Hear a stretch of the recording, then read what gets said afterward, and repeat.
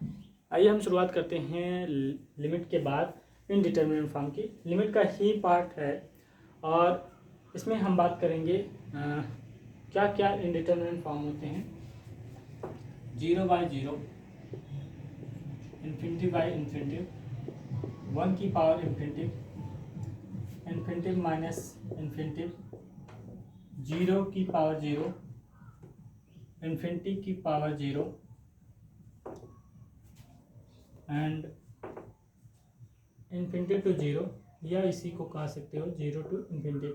ये आपको 7 पार्ट दिखे होंगे, 1 2 3 4 5 6 एंड 7, 7 पार्ट हैं। और ये 7 पार्ट जो इनडिटरमिनेट फॉर्म है, इन्हें सॉल्व करना थोड़ा सा मुश्किल है और इन्हें सॉल्व करते हैं लिमिट की सहायता से और लिमिट के अलग अलग तरीके से। जैसे हम सबसे पहले 0/0 के लिए हम पूरा डिस्कस करेंगे आज का लेक्चर्स। 0/0 फॉर्म, 0/0 फॉर्म को सॉल्व करने के कई तरीके होते हैं। उनमें से मैं पहला तरीका बताने जा रहा हूँ, factorisation method. Factorisation method, factorisation method, ठीक है। फैक्टराइजेशन मेथड होता क्या है, यहाँ पर देख लें। फैक्टराइज करके किसी क्वेश्चन को सॉल्व करना, फैक्टराइज करके किसी क्वेश्चन को सॉल्व करना। जैसे एक क्वेश्चन लेते हैं तो उसके थ्रू बताते हैं। Limit x tends to 1, x की पावर 4 माइनस 1 अपान x की पावर 6 माइनस 1। हम इसका फैक्टराइज कर सकते हैं क्या, देखते हैं। Limit x tends to 1, x की पावर 4 को हम क्या, x की पावर 2 का स्क्वायर माइनस 1 का स्क्वायर अपान x की पावर 2 का क्यूब माइनस 1 का क्यूब, ऐसे क्या लिखा जा सकता है। हाँ जी, लिखा जा सकता है, क्योंकि हम इसे बनाना चाहते हैं a square minus B square के फॉर्म में और नीचे को a cube minus B cube के फॉर्म में। तो हम इसे सॉल्व करते हैं। Limit x tends to 1, a square minus B square को कैसे लिख सकते हो, a minus B, a plus B upon A cube minus B cube का फार्मूला क्या होता है, ए माइनस बी, और A square plus B square plus A B, ये तो होगा। तो यहाँ पर x square minus 1, x square minus 1 cancel हो जाएगा और जैसे ही यहाँ पर 1 रखोगे तो ये आ जाएगा 2/3। इस तरह से हम फैक्टराइज करके इस क्वेश्चन को सॉल्व करें। एक क्वेश्चन लेते हैं, एक और क्वेश्चन लेते हैं तो और भी ज़्यादा समझ में आएगा। Limit x tends to 1, x square minus under root x upon under root x minus 1। इस क्वेश्चन को कैसे सॉल्व करेंगे, सबसे पहले आप एक काम कर सकते हो। Limit x tends to 1, under root x क्या कॉमन लिया जा सकता है ऊपर में। अगर अंडर रूट एक्स कॉमन लेते हो तो इसमें बचेगा x की पावर 3/2 और x की पावर 3/2 को हम लिख सकते हैं under root x minus under root X की power 3 minus 1 upon under root x minus 1। And now limit x tends to 1, अगर हम देखें तो A cube minus B cube का फार्मूला बन रहा है क्या, तो A cube minus B cube का फार्मूला क्या हो जाएगा। पहले हम लिखें under root x minus 1 and under root X का स्क्वायर यानी x plus 1 plus under root X. A cube minus B cube का फार्मूला यही होगा upon under root x minus 1, under root x minus 1, under root x minus 1 cancel हो जाएगा और cancel होने के बाद हम यहाँ पर 1 रख देंगे तो इसकी वैल्यू 3 आ जाएगा। तो हमने देखा कि फैक्टराइज करके हमने लिमिट के क्वेश्चन को आसानी से सॉल्व किया 0/0 को फॉर्म के। तो अगर हम नेक्स्ट फॉर्म देखें, नेक्स्ट मेथड देखें, पहले नेक्स्ट मेथड और भी मेथड हैं उन्हें देखा जाए। Rationalisation method,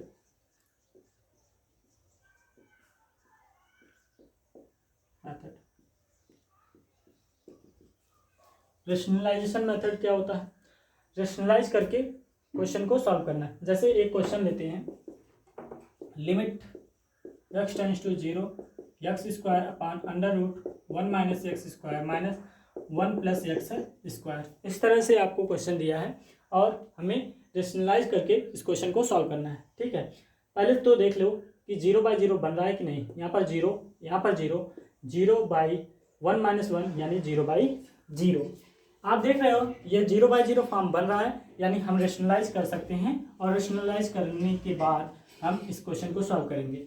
limit x tends to 0 x square upon under root 1 minus x square minus under root 1 plus x square.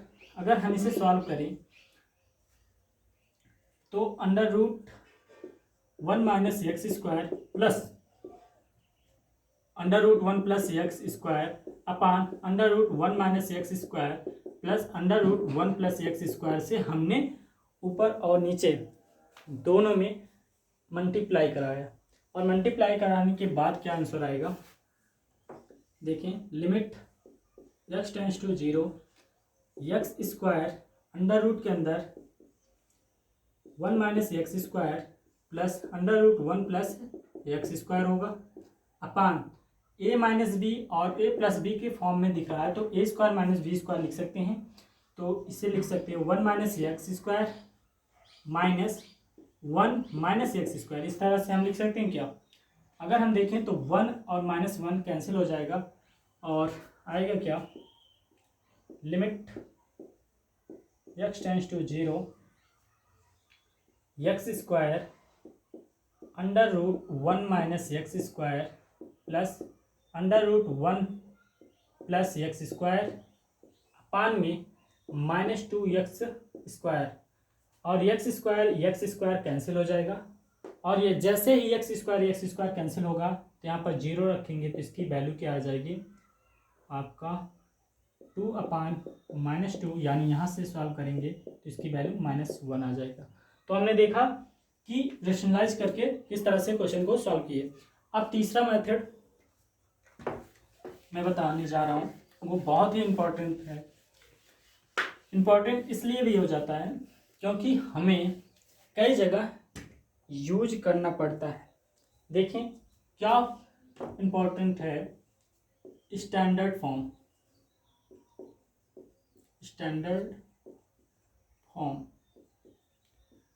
Standard form बहुत ही इम्पोर्टेंट हो जाता है। इम्पोर्टेंट इसलिए हो जाता है क्योंकि ये कई जगह यूज हो जाते हैं। जैसे पहला मैं स्टैंडर्ड फॉर्म की बात करने जा रहा हूँ, limit x tends to a x की पावर n माइनस a की power n upon x minus a। ये भी 0/0 ही है। यहाँ पर जैसे ही a रखोगे तो a की पावर n माइनस a की power n upon a minus a, यानी ये तो 0/0 हो जाएगा। तो इसका फॉर्म जो होता है, स्टैंडर्ड फॉर्म क्या होता है, n इंटू a की पावर n माइनस 1। याद रखना है x tends to a x की पावर n माइनस a की power n upon x minus a को हम लिख सकते हैं n इंटू a की पावर n माइनस 1। दूसरा standard form, limit x tends to 0 sine x upon x की जो वैल्यू होगी वो 1 होगा। याद रखना ये टेंड करना चाहिए 0 की तरफ। साइन x अपान x की वैल्यू 1 होगा। अगर यहाँ पर सपोज दैट यहाँ पर कोई और कांस्टेंट टर्म इनटू हुआ होता तो यहाँ पर भी कोई कांस्टेंट टर्म हम यहाँ पर इनटू कर देते और उस इनटू कराकर ऊपर भी इनटू करा देते और जो वैल्यू आपको मिलता वही इसका आंसर होता है। स्टैंडर्ड फॉर्म में हमेशा याद रखना जो चीज़ यहाँ पर होगी वही चीज़ अपान में भी होना चाहिए। यानी अगर हम कह दें कि limit x tends to 0 sine f of x upon x है तो आप कैसे सॉल्व करोगे। तो आपको कैसे सॉल्व करना है याद रखना है, यहाँ पर पहले f ऑफ x लाना है फिर इंटू f ऑफ x और तब हम ये कहेंगे ये जो फॉर्म आपको दिख रहा है यहाँ पर f ऑफ x रहेगा, f ऑफ x टेंड करना चाहिए 0 की तरफ। तो यानी ये जब स्टैंडर्ड फॉर्म होना चाहिए ये 1 होगा, ये नहीं कि ये, समझ रहे हैं आप। स्टैंडर्ड फॉर्म मतलब जो चीज़ यहाँ पर होना चाहिए वही चीज़ यहाँ पर भी होना चाहिए। ये बात समझ लीजिए, बहुत इंपॉर्टेंट है, ठीक है। इस तरह से हम सॉल्व करेंगे। अगर आपका यहाँ पर n कोई नंबर्स आ जाए, जैसे sign n x upon x है, लिमिट x टेंड्स टू 0 है, तो इसको 1 नहीं बना सकते जब तक ये वाला पार्ट और यहाँ पर भी वही पार्ट होना चाहिए। अगर दोनों सेम होगा तभी 1 होगा। इसे सेम करने के लिए आपको n से यहाँ पर मल्टीप्लाई और अपान में भी मल्टीप्लाई, तो इसकी वैल्यू जो होगी 1 होगी। तो यहाँ पर जो आंसर आएगा n आएगा, ये याद रखना है। अगर आपको आज के बाद कभी भी लिमिट का इस तरह से क्वेश्चन कभी भी आ जाए कि ये पूछे limit x tends to 0 sine a plus a into b into x upon x, इस तरह से अगर आपको दे दिया जाए तो आप इसका आंसर क्या बताओगे? डायरेक्ट बताना ए बी ही होगा। कैसे ए बी होगा? क्योंकि हम ए बी से यहाँ पर मल्टीप्लाई कराएंगे तब ये वैल्यू 1 होगा, और यहाँ पर भी ए बी का मल्टीप्लाई कराओगे तभी यहाँ पर लिखोगे। तो जब यहाँ पर 1 हो जाएगा तो बचेगा ए बी, तो इसका आंसर ए बी ही आएगा। तो आज के बाद याद रखना, जो भी साइन के साथ टर्म आएगा, कांस्टेंट टर्म आएगा, वो टर्म ही उसका आंसर होगा।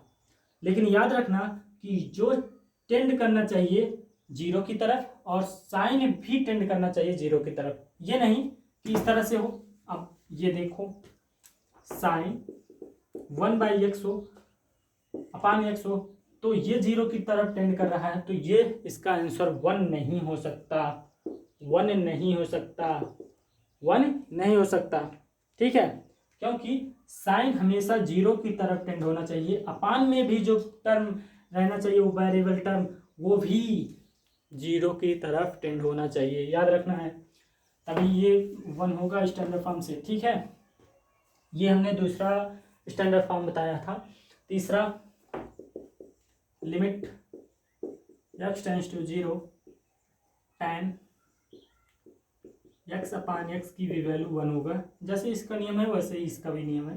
4, limit x tends to 0 ln 1 plus x upon x की भी वैल्यू क्या होगी?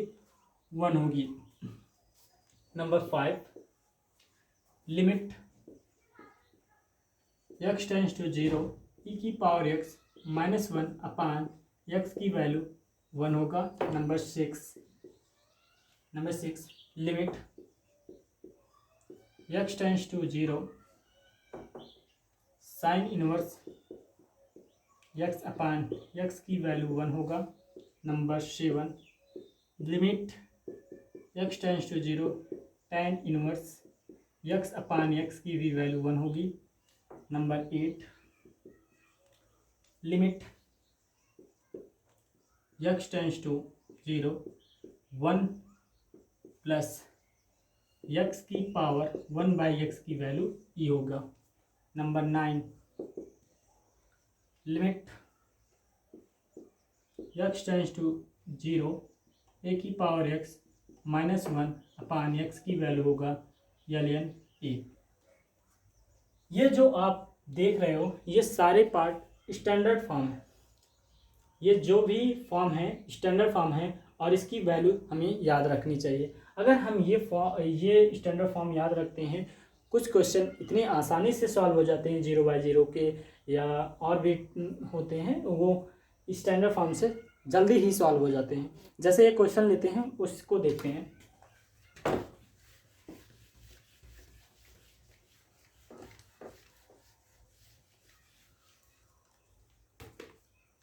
एक क्वेश्चन लेते हैं, limit x tends to 0 cos